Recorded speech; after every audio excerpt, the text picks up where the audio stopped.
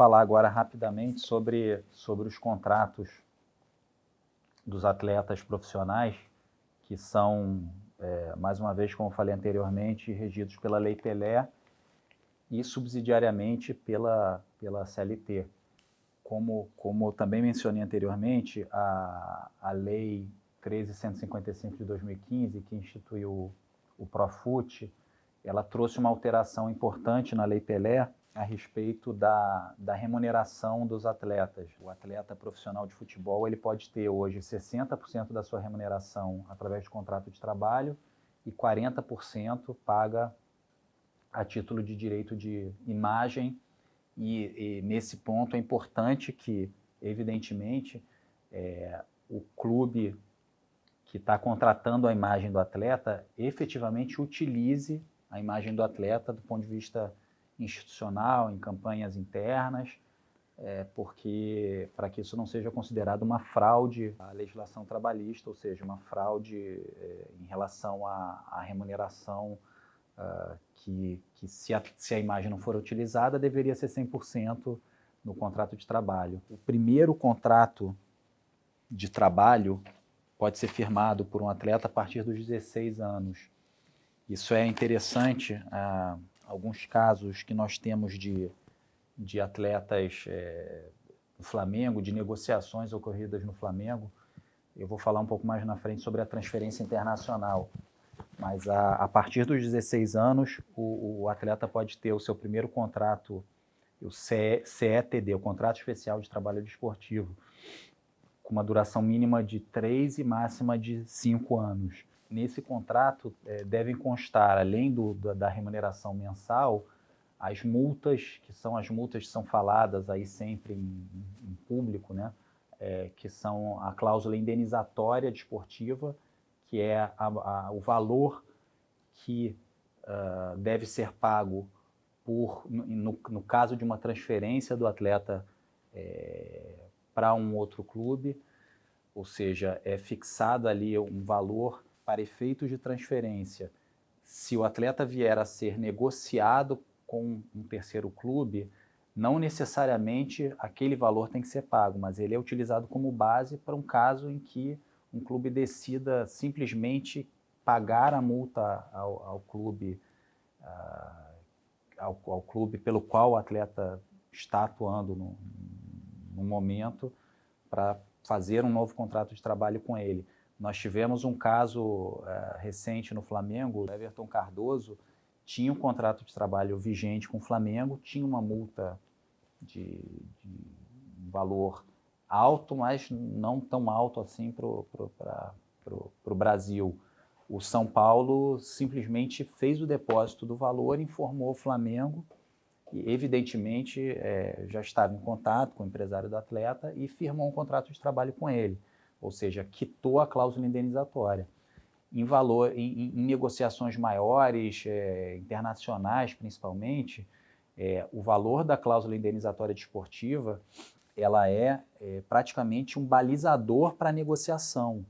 Informações da FIFA, atualmente, nos últimos anos, o percentual de transferência de atletas que é concretizada com o pagamento da multa, da cláusula indenizatória, 100% do valor, é ínfimo, é menor do que 10%, é aproximadamente 6% apenas dos atletas que têm a sua transferência pelo valor total da cláusula indenizatória. Isso demonstra que esses valores realmente eles são utilizados para uma negociação futura. Essa cláusula, essa multa que é definida para transferências no exterior, ela não tem nenhum tipo de limitador. Ela pode ser um valor realmente muito alto. É claro que se esse valor for exorbitante, isso pode ser até objeto de discussão na FIFA. É impossível, por mais que se queira manter um jogador, indicar uma multa ali de 1 bilhão de euros. Isso vai cair nos tribunais da FIFA. Mas o valor pode ser efetivamente um valor alto. 30 milhões, 50 milhões, dependendo do valor do salário do atleta aqui. Tem que ter alguma correlação, apesar de não haver um limitador.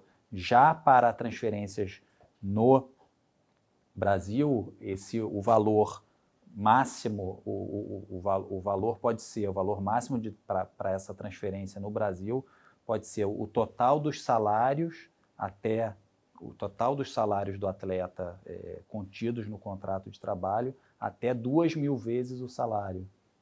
Então, a praxe, o valor máximo da cláusula indenizatória, quando se tratar de transferência nacional, será de 2.000 vezes o valor médio do salário contratual. E o valor máximo, quando se tratar de transferência internacional, será ilimitado, mas deverá ser quantificado no momento da celebração do contrato. Então, a praxe no Brasil é realmente fixar o valor total dos salários recebidos até o final do contrato. E o salário entendido direito de imagem mais o outro? Não, aí é o salário, só o salário, é só o salário. Hoje em dia, no Flamengo, pelo menos, há um movimento interessante. Nós temos, salvo engano, 80% dos atletas recebem 100% da sua remuneração através do contrato de trabalho. São poucos os atletas hoje que escolhem ter uma parte do salário através de recebimentos através de imagem. E quando isso acontece, no limite, evidentemente no limite da lei, né? Nós temos casos, como o Gustavo mencionou anteriormente, da Unimed, por ser um caso público, né, em que atletas aí, reconhecidos, notórios aí no mundo do futebol, recebiam 90%, 80% dos salários através de contrato de imagem. Isso claramente era, por mais que às vezes a imagem tinha um elevado valor, para isso a Lei Pelé foi alterada pela lei que instituiu o Profut para que se fixasse um valor máximo da imagem, que eu entendo que é razoável, 40%. Razoável no sentido de que ele é um funcionário do clube, né? Não poderia ser menos de 50%. Então chegaram à conclusão de que o percentual ideal fosse de 40%.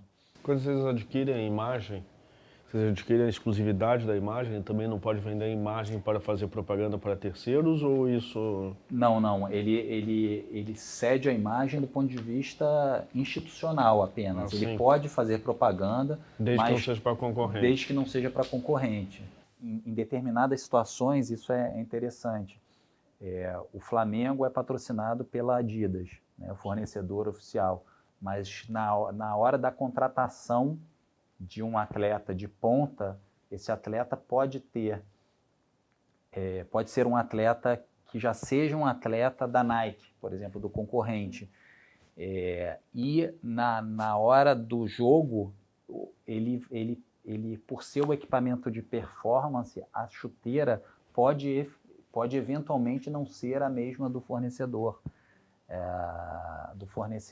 do uniforme. Só por ser um equipamento de performance. Isso é praxe no mundo dos esportes. Um equipamento que seja efetivamente possa ter uma diferença técnica, é permitido a utilização de uma marca concorrente ali durante o jogo. Mas o que existe aí nos bastidores é uma briga enorme, normalmente entre Nike e Adidas, para cobrir a oferta e transformar aquele atleta que é de uma marca, que é garoto propaganda de uma marca, para que ele venha para outra, até para ficar alinhado e não ter essa diferença na hora do jogo de um símbolo conflitante, né?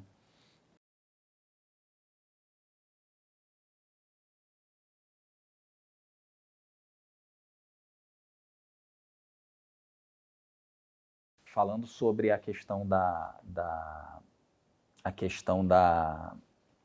necessidade de dinheiro no final do ano, as janelas de transferência também tem uma particularidade interessante. Em cada país, em cada região, alguns países têm a mesma janela. há duas janelas de transferência, que na verdade pela FIFA são definidos como períodos de inscrição. São os períodos em que atletas estrangeiros podem ser inscritos naquele país. O nome janela de transferência dá uma impressão até equivocada, não é uma... É o período de inscrição de que cada país permite que atletas do exterior venham para as suas equipes. E nós temos casos interessantes de negociações interessantes ocorridas no Flamengo, por exemplo, o caso do Vinícius Júnior. O contrato dele foi celebrado e concretizado não só antes da abertura da janela de transferências, mas antes que ele completasse os 18 anos.